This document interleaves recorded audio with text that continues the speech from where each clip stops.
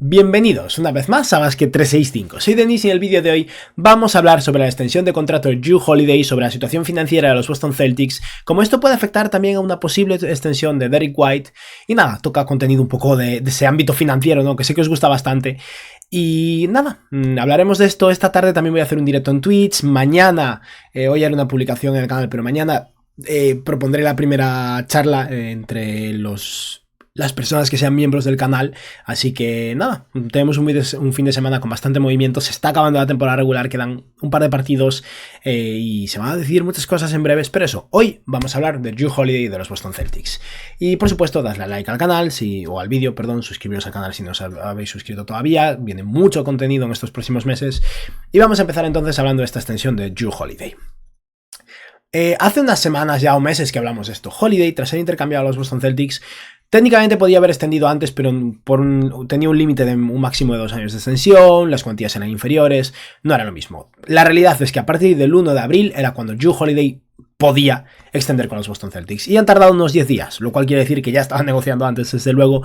Pero con esto ha llegado la confirmación por parte de Adrian Wojnarowski de que Jrue Holiday rechazará su opción del jugador para el próximo año, que sería, o técnicamente era de unos 37 millones de dólares, y firmará un nuevo contrato de 4 años y 135 millones de dólares. Eso es un promedio de un poco menos de 34 millones de dólares por año.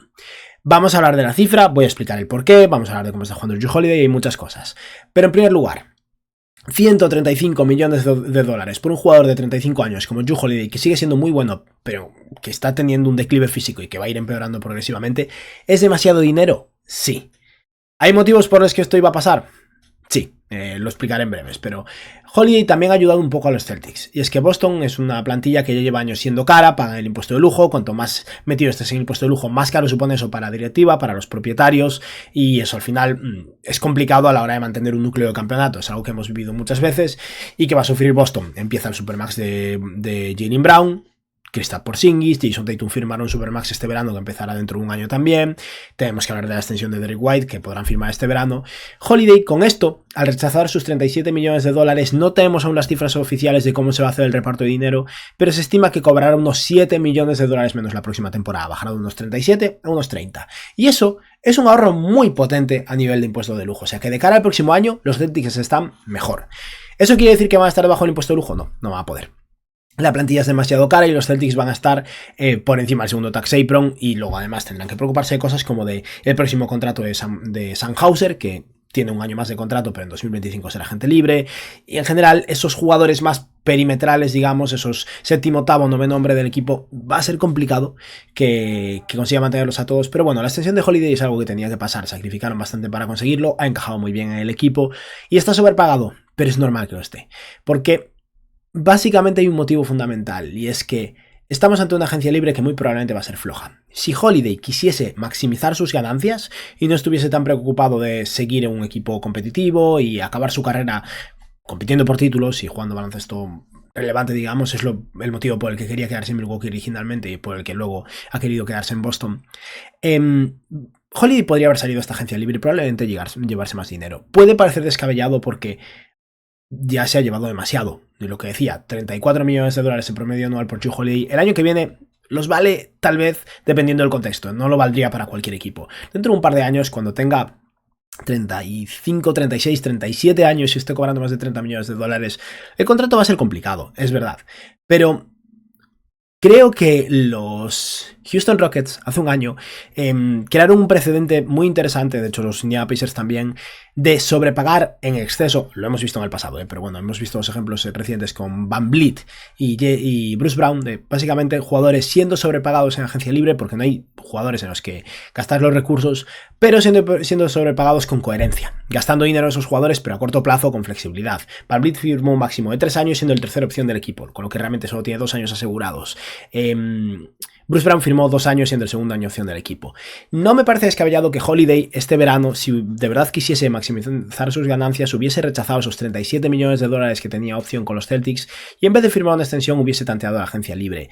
¿Y a vosotros os parece descabellado que un equipo como Orlando, que está en ascenso, que está jugando bien y al que le vendría bien un jugador estilo Jrue Holiday, le pague muchísimo dinero, nivel un máximo, pero por 2 años? por 2 años y el tercero siendo opcional del jugador, como el caso que hemos visto con Fred VanVleet, yo no lo veo descabellado y estamos hablando de cifras muy diferentes. Holiday tiene más de 9 años de experiencia en NBA y en consecuencia cualifica para un máximo del 35%. Eso quiere decir que podría haber firmado un contrato que superase los 150 millones de dólares en 3 años, no en 4, en 3. Siendo el tercer año opción del jugador, del equipo, perdón, similar a lo de Fred VanVleet, aún así se estaría asegurando más de 100 millones de dólares en 2 años y luego ya veríamos. Esto es algo que realmente podría haber sido viable, pero por ese motivo, los Celtics al final decidieron o acordaron con Jrue Holiday llegar a una cifra que puede parecer excesiva. El salario justo para Jrue Holiday, más que 4 años 135 millones de dólares, seguramente tendría que rozar más los 4 años 110 millones. No es una auténtica barbaridad más, pero yo creo que eso está un poco más cerca de la realidad. Pero las circunstancias, el querer mantener un equipo de campeonato y el ahorrarse que salga agencia libre por ser una situación peliaguda, es algo que nos ha llevado a esto. El año pasado, Brook López, por ejemplo, parecía que se iba a ir de los Milwaukee Bucks y porque los Houston Rockets le hicieron una oferta potente de 2 años y mucho dinero, y al final Milwaukee sobrepagó para mantenerlo por esos 2 años. Tal vez Boston se hubiera visto la misma situación. Esto es beneficioso para más partes. Y al final Holiday tiene esa estabilidad financiera. Pero bueno, llevo ya un rato hablando de esto, vamos a ver un poco a Jrue Holiday en sí, ¿no? Holiday esta temporada, a nivel de números brutos, parece que está haciendo poca cosa, ¿no? Solo 12 puntos por partido, 5 rebotes, 5 asistencias.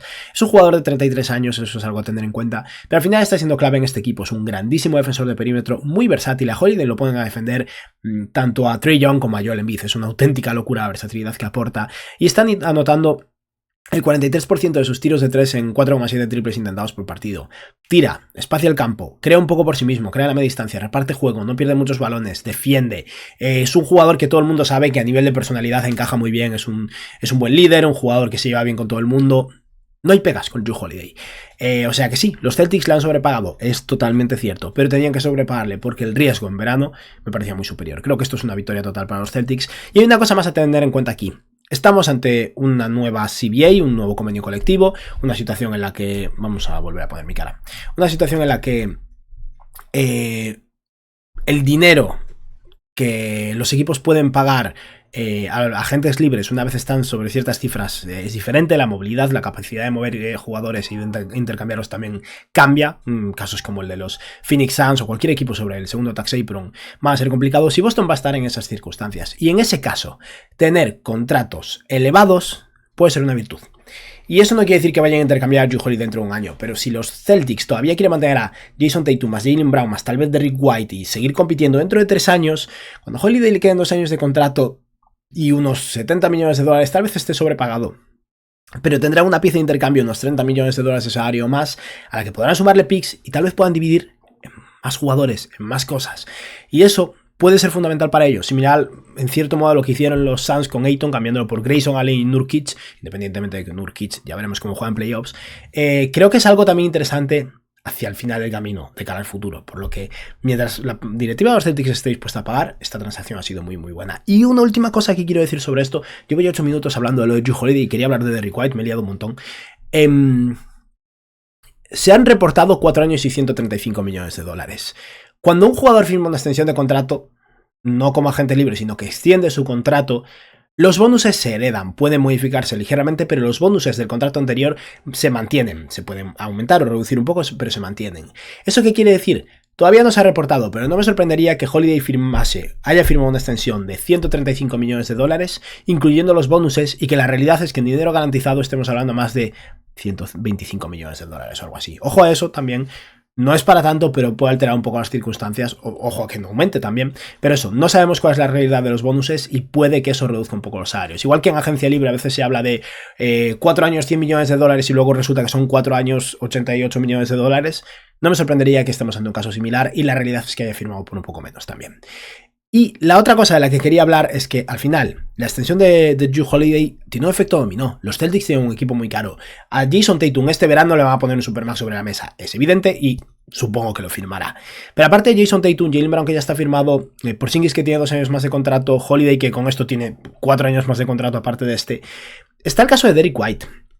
Y White es un jugador fundamental más importante que Jrue Holiday, además más joven, que está teniendo un año espectacular. Como veis, está promediando 32 minutos de juego por partido, 15 puntos, 4 rebotes y más de 5 asistencias, 6,8 triples intentados con un 40% desde 3, un 46% en tiros de campo, muchísimo impacto defensivo, está siendo uno de los mejores defensores de la NBA, más de un robo y un tapón por partido. White es clave para los Celtics, un jugador fundamental e, insisto, aún más importante que Jrue Holiday. Y la extensión de Holiday hace que el equipo sea todavía más caro, lo cual me preocupa un poco.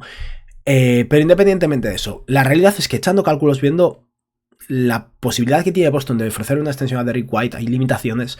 Creo que no va a poder llegar a un acuerdo. Me encantaría, pero White se merece más dinero que este. La próxima temporada Derrick White no hay una opción del jugador, no hay una opción del equipo, este es su salario. El salario de Derrick White para la próxima temporada, su último año de contrato, es de unos 19,5 millones de dólares.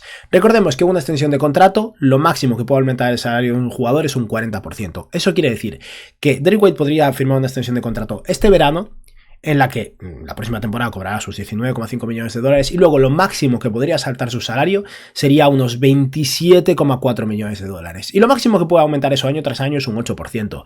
La realidad es que estamos hablando de unos 27 millones, 29 y algo, casi 32, 35,5 millones. Un total de una extensión máxima calculada por mí a ojo, tal vez fallen, bueno, dólar arriba, dólar abajo. Pero básicamente Derrick White lo máximo que puede firmar son 4 años, 123,5 millones de dólares. Menos que Jrue Holiday, siendo más joven y siendo mejor. La excusa de que esto es lo máximo que le pueden ofrecer, tal vez pueda funcionar un poco, le pueden ofrecer un trade kicker del 15%, etc. Pero viendo el rendimiento de Derrick White actualmente, es posible que tengan que esperar a Agencia Libre de 2025, donde tienen sus derechos full berth y podrán ofrecerle un contrato, bueno, del nivel que White podría pedir. No quiero decir que White sea un jugador del máximo salarial, no es así, pero White es un jugador de más de este dinero del que estamos hablando y que más comparándose con Jrue Holiday, gran jugador, clave para los Celtics, no le puedes pagar 10 millones de dólares menos a Derrick White, a menos que realmente esté dispuesto a asegurarse el dinero ya, a firmar cuanto antes y ya está, porque eso implicaría esperar un año más, quién sabe lo que puede pasar, lesiones, etc.